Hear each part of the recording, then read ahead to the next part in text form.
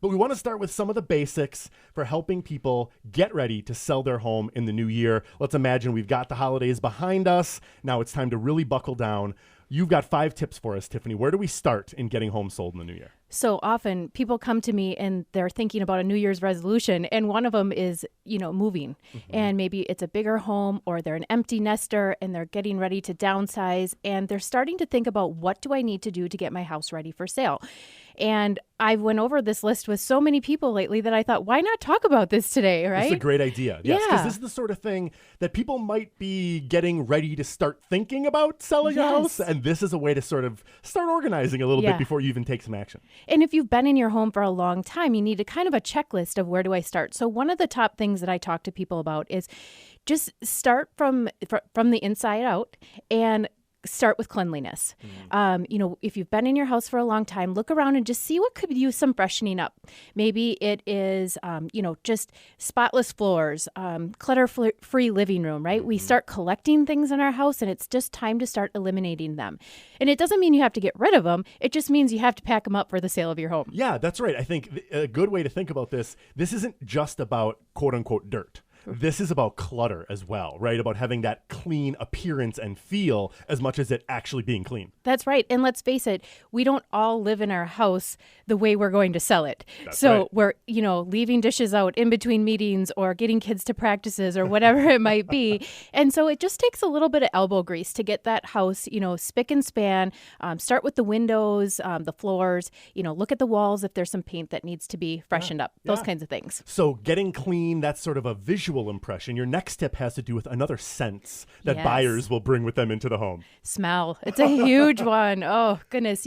Oftentimes we live in our house again for a long period of time and you start to not realize that there is a smell in your home. Yeah. And whether it be food or pet or mildew in the basement, smoke, those are big things and especially smell is a big thing buyers can't get over. So, maybe have a friend or a neighbor that is really honest with you come over and tell you, hey, is there anything in here that I need to eliminate? And oftentimes eliminating means replacing some carpet in that room where that odor is really strong, or painting some walls. My big pet peeve with smell is don't try and cover it up.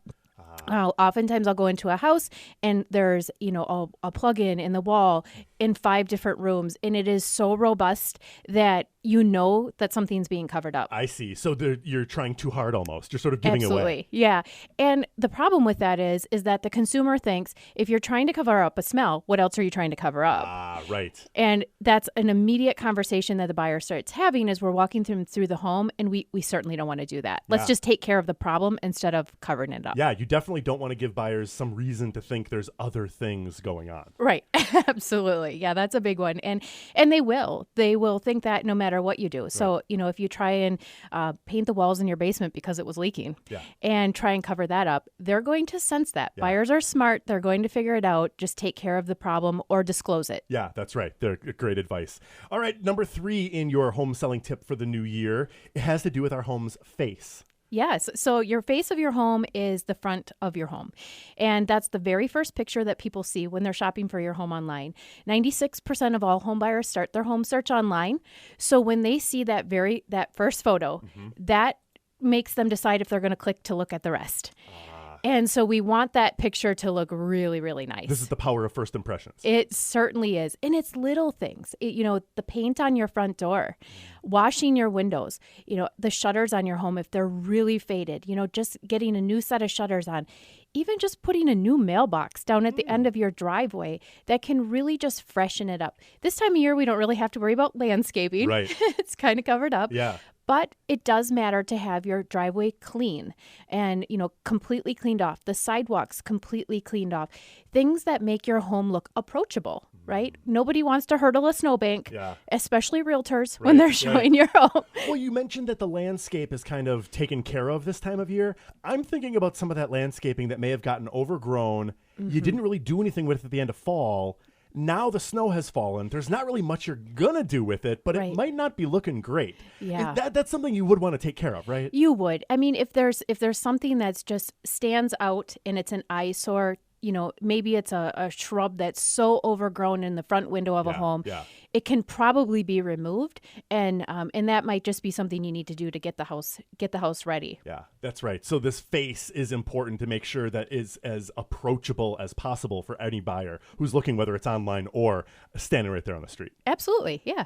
All right, then another tip for selling homes in the new year has to do with the little things. The little things, the little improvements that you've lived with. I mean, it's in my own home, right? This morning I was in the shower and I was thinking, oh, all the caulk in here really could be replaced. Like if you're looking at your bathtub and you're thinking that, you've probably just let it go. Mm-hmm. Now it's time to fix it. Or the leaky faucet that you've just Band-Aided.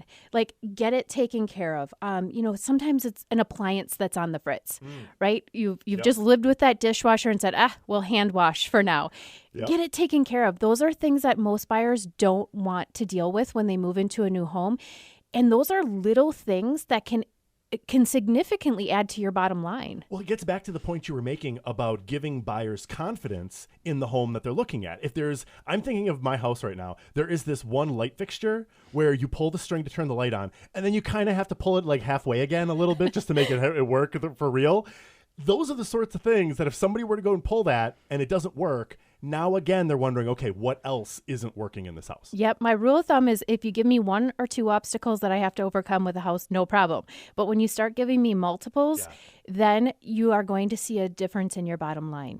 So really encourage you. And these are things we walk through with people too, so that we can help you determine what it is that does need to be done and what you should just let go and can just be a part of the sale. That was going to be my other follow-up on this topic is there's got to be a range here where you get to a certain point where replacing an appliance, okay, yes, but which ones and what's worth the money, basically? Absolutely, because I've walked into a lot of homes, Josh, where I'll tell, the homeowner says, well, we're going to do, these 5 projects. And I'm like, nope, stop.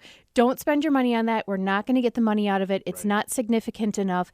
And, a new buyer is going to want to come in and maybe choose some of those items anyway. Sure. So I can help make sure that you're not leaving money on the table. I was thinking about that too when we were talking about some of the smells and some of the little things. These kind of combine, right? Sometimes carpet is going to take care of a lot of those problems. Absolutely. But in a case like carpet, a new buyer might want to pick their own carpet. So what's your advice there? Do you just leave the floors bare? You don't want the nasty, smelly carpet. You got to get that out of there. But you don't necessarily want to put new carpet in, do you? It depends on the situation, really. If it's a situation where maybe carpet is just really getting to the end of its life and it's worn, probably just leave it. Okay. Let somebody else choose it. If it's an odor elimination from a pet, I typically recommend removal. Let's replace it. Nobody wants to walk into your pet's situation. Yeah. Amen to that, including me. I don't want to walk into it either. Right. And this all gets back to your 5th tip, Tiffany, which is know your pricing. Know your pricing. This is so important, especially right now with the climate of our market. Things are changing rapidly, and it's very important. I will go into homes where people are like, I had a refinance done a year ago. That's way too far out. We need to be looking at what has happened in the last 3 months. So you definitely want to know that price. Don't rely on that. Do not go to national websites like Realtor.com, Zillow, and things like that to figure out the price of your home, because I'm sure you haven't had Zillow or Realtor.com in your home lately to understand what all the amenities are and maybe some of the major improvements that you've made that could actually add to the price of your home. So again, we just don't want to rely on those things. We want to stick with a local expert who can really show you these are the houses that have been selling in the last 3 to 4 months that are similar to yours, and here's where you're going to get the most bang for your buck. And that's especially true when the market is fluctuating and conditions are changing as rapidly as they are now. Absolutely. It all has to do with inventory. So at any given time, if you're looking at, a $300,000 home in our market, you really need to understand, if the inventory shrunk by half, well, the price of your house likely just went up. Right. And we can really help you pinpoint too when your home needs to go on the market to get you that best price. Tiffany Holtz with her 5 tips to sell your home in the new year. Get it clean as possible, identify and eliminate any smells, clean up your home's face, get the little things right, and know your price. pricing. Great tips, Tiffany. We've talked about some of these over many years that we've been talking here, and it's important stuff for buyers to be thinking about, for sellers to be thinking about as they get ready to get into that home market in the new year. We're talking with Tiffany Holtz of Coldwell Banker, and there's one more tip that she has to share with us. That's the power of video to get your home sold. We'll talk more about using video to sell your home with Tiffany Holtz of Coldwell Banker when Fresh Take continues after this on WHBY.